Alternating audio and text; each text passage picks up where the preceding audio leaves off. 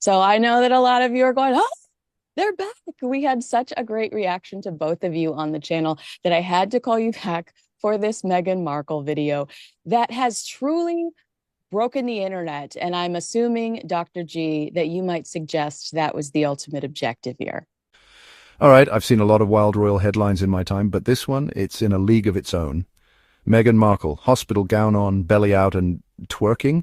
Yeah, you heard me right. In a clip that was supposed to show her realness before giving birth, she's doing dance moves you'd expect from a TikTok star, not a duchess. I think you're spot on with that. Yeah, I think that was largely the point of recording this in the first place. So you're like straight to the point. She wants to go viral. Scott, when you watched this video, and I might every once in a while pull it up. I apologize in advance to not only you, but the viewers at home. When you initially saw this video pop up on your algorithm organically, I'm assuming, because it really did just go, it bounced off the walls. Did you think it was a parody? Because I did, Scott. I thought that this was AI. I thought this cannot be real. The reason I didn't think it was AI is because it looks like the stomach is fake, where the baby. I swear that's the first thing I thought, because I know you have monitors and stuff on you Yeah. when you're in that situation. So she's got that dress over, but I thought, oh, this is just fake. I don't know why they're doing it. And I realized this is old. I thought it was something new, but it Oh, was something that's old, and a couple of years, I guess, or however old it is, and that it was just a bad decision. Is what it hit me when I saw this. I was just a bad decision a couple of years ago. well, this will, to either one of you, please chime in. But to Scott's point, Harry and Meghan have dealt with conspiracy theories surrounding the birth of their children. And the reason that it's important to royal watchers is because for their children to be in the line of succession, they have to be born by Meghan Markle. It has to be Prince Harry's child. They can't use a surrogate. And so people are saying, we deserve to know if these children are in the line of succession, if they truly came from Meghan Markle and Prince Harry. Now, they have never addressed the rumors head on. I don't think. I mean, I don't think in Spare, Prince Harry actually writes about the stance in Spare, but I don't think he ever addresses the rumors of whether Archie and Lily were born, came from Meghan Markle's womb. But it is something that I have always tried to be like, I don't want to talk about this. I look at Meghan Markle in that Oprah interview. I see a heavily pregnant and slightly angry woman. Um, so that's why that's why these rumors continue to persist, is like this conspiracy theory is out there. It's been out there for years. It's never been addressed head on. And both of you, please comment if you have anything to say. But I have read several experts, PR experts on the internet over the last few days that said this video did nothing to help that. In fact, it just reignites the conversation. Harry stands by, looking like he'd rather be anywhere else. Now, at first it seemed like a harmless, maybe cringy attempt to be relatable. But the internet, oh, it had other ideas. People aren't just calling it awkward. They're calling it fake. Scott, do you have a reaction? And then Dr. G? I believe it does reignite that situation because it doesn't look real to me. There's so much that's missing from this, as from a body language perspective. Of course, that's the first thing Dr. G and I look at, is what's happening with this person. Him more from a psychological standpoint than me, but I'm not seeing any stress in there. I'm not seeing two people who are worried about having a baby. I don't see that connection between the husband and the wife, where he's saying, "Look, everything's going to be fine," because she should be scared to death. As over the years, I've seen so many little babies. I've been right there when they were born, and I've seen that interaction of the parents beforehand. I mean, an inordinate amount of times I've been there to do that. No kidding, and we're not seeing the things we should be seeing. There's too much smiling going on. Another thing that's the first place I go to what's missing. There's no anxiety in there. There's no worry in there. There's no eyebrows up and her trying to connect with him to be reassured. We don't see any of their personal items laying around the room anywhere when they're dancing around either. So there's a lot of things that are missing in this that should be there. Way too much energy. They're missing that lack of being worn out, because a lot of times it's either early in the morning or late at night. And they look well rested and in a good mood. All right, It Dr. doesn't G. look right to me. Well, I'm glad you said it, Dr. G. You go ahead and go now. So obviously, I'm a psychologist, not a physician. So there may be physicians out there that are like, "Yeah, this is totally normal. Like, looks perfectly fine to me." But my anecdotal experience with my wife, who was very, very large during pregnancy, the idea of her moving like that would have been impossible. She just couldn't have done it. So she was pale, she was swollen, she was very large at the time. The idea of her getting low like that, I just don't know if she physically could have done it. So it is shocking to me. It does look very strange. Like I said, there may be medical professionals that disagree and say it's totally normal, but to me, it looks quite odd. I mean, but let's be honest, we are complimenting Meghan Markle on how low she can get. Okay, like That's let's so true. let's let's look at the glass half full situation here. Congratulations to Meghan. She was able to get pretty low. Uh, Scott, talk to me about the confidence you saw in her, because I saw a lot of confidence in Meghan, in her dancing, in her face, in her it's giving performance. Yeah, and that's a focused performance as well. Again, she may be in a situation where they're inducing the birth, so she may not have been given this. She's not having contractions, I don't think, at this point, because she's not doesn't look worried that they're going to be more and it's going to be bad. We're seeing all this space between her arms and her torso. I've never seen someone who's getting ready to have a baby be all like that. Their hands are very close, and their hands are close to their chest, their arms are close to their body. It's a protective thing we do, especially when you have that anxiety and that stress and that worry going. So the confidence we're seeing it's almost ridiculous. That's why it looks to me it doesn't look real from a standpoint of somebody being worried about their baby when that's going on. Neither one of them Yeah. does.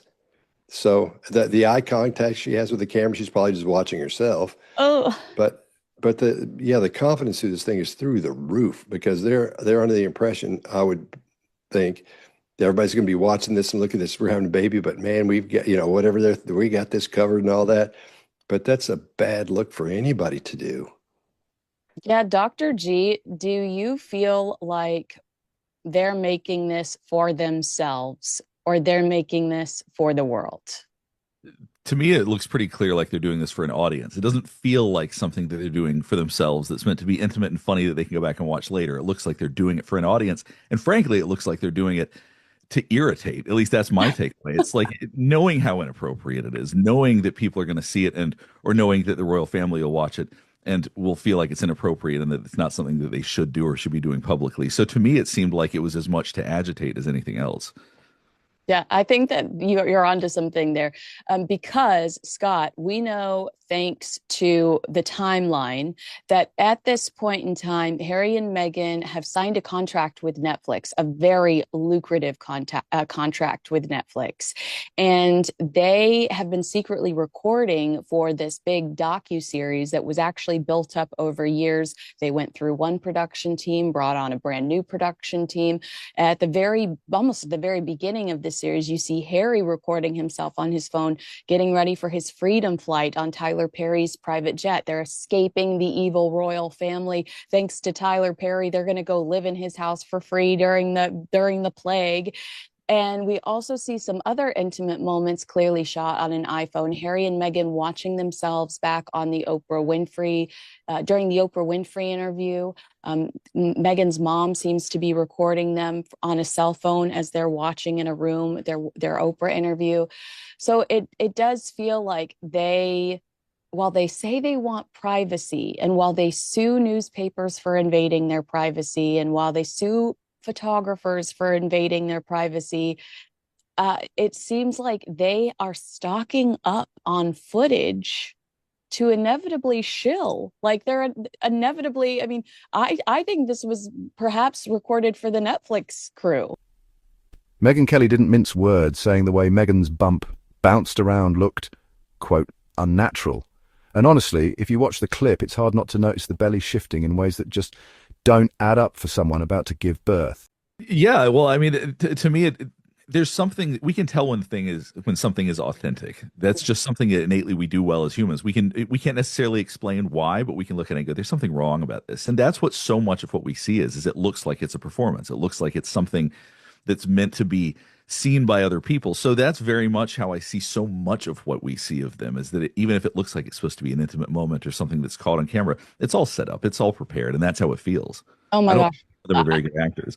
I know that you have probably not seen this, but one of the most cringe parts of the docu-series is Meghan claims she doesn't know she's about to be proposed to, but she's on the phone with a girlfriend FaceTiming, and she takes the phone with her to this picnic, elaborate picnic setup Prince Harry has set up outside, and she's conveniently screen recording while FaceTiming. And Harry proposes to her, and it's again it's supposed to be one of those authentic moments, and you're like, how are you conveniently already recording your screen while FaceTiming with a friend right before Prince Harry proposes to you? It's just hard for a normal person who doesn't live on camera. Of course, if my dog has all four paws up in the air, I whip out my cell phone. That's gorgeous. It's adorable. There's 3,000 pictures of my dog sleeping in my phone, but I don't walk around filming myself. And I am Meghan's age. It's just not something that I normally do. What's the name of that, Dr. G? Isn't there something where people think that they're the star of their own show and everybody else is like the second? They're like members or the second Well, banana in the show. what young people call it now is main character syndrome, basically. That's it.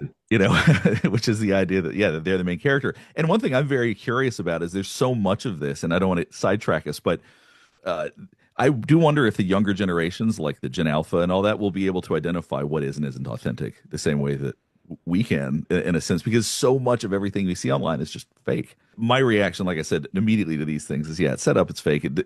They're not very good actors in that sense, but there's so much of that, there might be a point where people can't tell the difference anymore.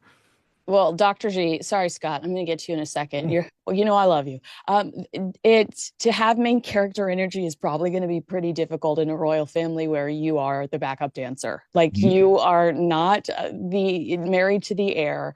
You are always going to be second fiddle. Does this explain a lot of why she I look at that video and I go, this is exactly why she was never going to fit into the royal family, because there's etiquette, there's decorum, there's, a lack of, like, let's avoid all vulgarity if we can. It's giving Fergie with her toes in somebody's mouth on the cover of a tabloid. But having main character energy, that might have been what tipped off Prince Charles at the time and Prince William, that this might not be the easiest ride. Absolutely. I work with a lot of families in a therapeutic sense, and people who are unwilling to make any sacrifices to work with a family, to like make the family function better.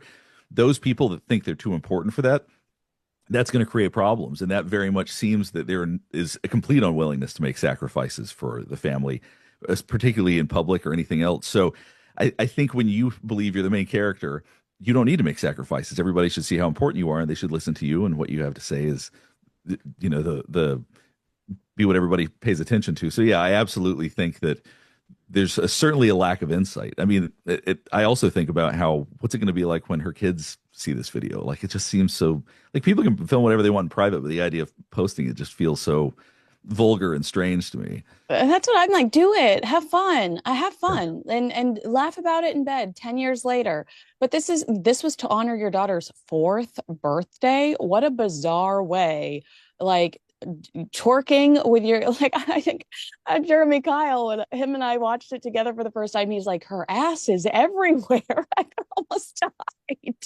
I want to ask you, Scott, I thought she sincerely looked like she was having fun. Dr. G is right. There's a lack of authenticity that she reeks of it. She should bottle that and sell it. It might do better than the jam. But I do think that she's vibing pretty high in this video. Yeah, and when you're dealing with the narcissistic personality type, when you're in a situation like this where you're under the impression everybody's going to be seeing you in this ultra intimate moment that nobody else could see, and it's just you and the quote unquote quote prince there. You're in nirvana at that point because you're getting all this attention because you're a princess or whatever it is. I don't know. I don't know what the story is and all that. I have no clue what she is or anything now. But you're the main focus of attention. Boy, that's where they want to be constantly. And another thing that we know that this is not just for each other and something that's slipped out or anything, is because when you're in a situation like that and you have this intimate moment, you're not looking at the phone, you're not looking at the camera, you're looking at your person because you're goofing around for them. That's who the show is for. believe me, take it from a professional. I was a professional kid and I goofed off all the time. And so when you're goofing off with somebody, you dead eye 'em. You're like, hey man, as you're doing your goof off thing.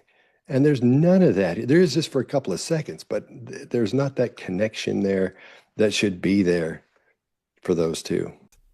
And then, boom, the surrogacy rumors roar back to life. Twitter, Reddit, everywhere, people are dusting off the old moon bump theory. That's the idea Meghan wore a fake bump and used a surrogate for Archie. It's like Meghan, the actor, realizes exactly what you said, that there should be more playfulness between the two of them for it to look authentic, because she goes, come on in, like she tries to pull him in. There's that's the moment of eye contact that you're talking about, very brief. It's almost like she recognizes, oh no, this will look better if we do look engaged with each other. And Harry's dance moves, I mean, first of all, this guy's not going to win Dancing with the Stars. Let's just get that out of the way right now. But do you think that he is volunteer? Is he consenting in this, or is he reluctantly jumping in? What can you tell about the body language, Scott, aside from the weak knees? Another thing that stood out for me was this thing that I call and coined extra face. And then when you have extra face, it's the face that extras have in TV shows and movies. And if you look around in there in TV shows and movies, you'll see people with these weird smiles on their faces that don't go away. You see it in reality TV shows as well. My brother writes TV shows and movies, and he's a director for TV shows. And one time I went down to watch one of the shows he was directing, and and he yelled cut or whatever he yelled. They said, "Hey man, let's get rid of that face, look normal. You get rid of the face, get rid of the smile." And he kept saying that. And finally he said, "Look, this whole table here, you guys got to get rid of that smile, because people sit there, they know they're being filmed and they want to look good." Yeah. And so they sit there with this weird thing like this. And it's a face you don't make out in the wild. When you're by yourself, when you're doing the face you're making when you're alone, it's just more like you're sitting around doing stuff and messing around your teeth, and you may cough and then dig in your mouth. So many things you do, but they don't do that, and we don't see any of that in here. And that face that she has, if you'll look at this, because I'm familiar with it now after you and I talked last, I've watched a lot of these things. That facial expression she has here is the same one she has in every other one when the camera is on her. Now, when the camera's not on her, I'm sure it's completely different, as it is with everyone else. But when you have extra face, which is, I believe, what we're seeing on both of them, there's that weird little smile, or that smile you do for your camera smile, the one you've practiced, rehearsed, and prepared to show the world. I think that's what's going on there. So interesting. I'm going to stay on you for a second, Scott. I want your expert opinion on this, as somebody that excelled in the music industry and in the entertainment world, even with your background with your brother. Dr. G, I want this from just I want your casual reaction to this. Do you think that this video hurts or helps the Sussex brand when it comes to rehabilitating their reputations, Scott? Because we've heard that they've put together this new team of 11. They're trying to structure them like a royal court, and their ultimate objective is to rehabilitate their image. And you watch this, and it does seem like they're sitting around a table, a large King Arthur's type table. And, the new girl raises her hand and says, "Do you have any videos that make you guys look normal, likable?" And Meghan's like, "Oh, sure. Let me pull this one out." Because this was a trend, dancing to this song years ago. And I just think it failed so spectacularly, to the point where, as the hours passed, I thought she was going to jump on the internet and say her cloud had been hacked, and she was going to try to make herself out to be the victim, because I thought this was such a poor lack of judgment. So Scott, where do you, because you surprised me last time we talked, and you said all publicity is good publicity almost. You said, I think that they eat this stuff up. So do you still feel that way now after watching this video? When you told me to look at it from the perspective of someone who'd been in a situation where you had to deal with artists, in other words, and say, here's what's good for you and here's what's not good for you, because almost all publicity is good publicity, whether it's good or bad, because they just remember your name. Yeah. They just remember that you're just in the zeitgeist of what's going on. All right. To give people who are watching a little background, I was a record producer for a long time, and I've been nominated for a Grammy more than anybody without winning one. but I'm not bitter. So keep that in mind. So I'm very familiar with artists and how they are treated and how they act in those situations. One thing that I always made sure of when we had a company, a publicity company or marketing company that was dealing with someone and they were dealing with them personally, like their people deal with them and these people they're trying to gather up, you must have two people in this group that you don't like and they don't like you. I'm not trying to be funny. You've got to have two people you just can't hardly stand and that just are, and those two people have to find you disgusting. So they are honest with you because they're the ones they aren't going to go, oh no, you're beautiful and you're pregnant. You're this, you're that. You want somebody to go, dude, that's goofy. Yeah. Tell them it's goofy. And if nobody will tell them, you say, nobody wants to tell you this, but this is goofy. Don't do it. This is bad. And people may go, oh, dude, why are you causing these problems? You want that person. You want those, and you need to have two of them to back that other one up. Because if that one starts changing its mind or starts to get tamped down and think they're going to lose their job or something, you want that other one to stand and go, no, this is stupid. This is the worst thing you can do right now. We're starting whatever your plan is, and then introduce that plan. But when you go to something like that, you must have somebody that doesn't like you in there. As weird and as against what should be happening as it sounds, that's what you need. You need that somebody to go up against what you're saying. And I don't think they have that, not even a little bit. It was fringe before, but now it's going full viral. Whether you buy the theory or not, this video did not do Meghan any favors. Instead of humanizing her, it's got everyone, fans and critics alike, raising eyebrows. The silence from Meghan's camp, just making things worse. What do you think? Was it a real moment gone wrong or something more staged? I'll be watching the comments for your take. Don't forget to like, subscribe and share, because with the royals, truth is always stranger than fiction. And trust me, this story is far from over.